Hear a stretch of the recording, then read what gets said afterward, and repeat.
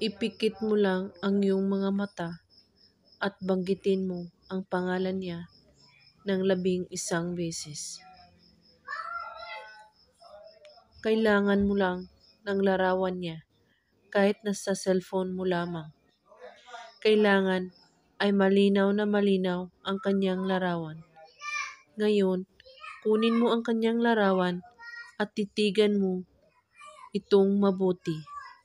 At pagkatapos, iisipin mo siya kung gaano mo siya kamahal. At halikan ito ng buong pagmamahal mo. Ngayon, magsindi ka ng kandila kahit anong kulay at banggitin ang kanyang pangalan ng 11 beses. Habang tinititigan mo ang larawan niya.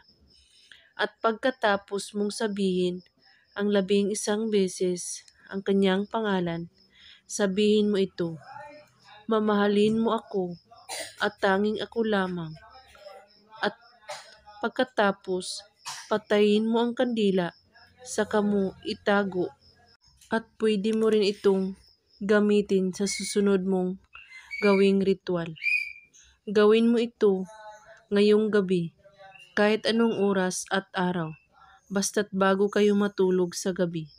At kung may katanungan po kayo ay magko-comment lang po sa baba. Maraming salamat sa panonood.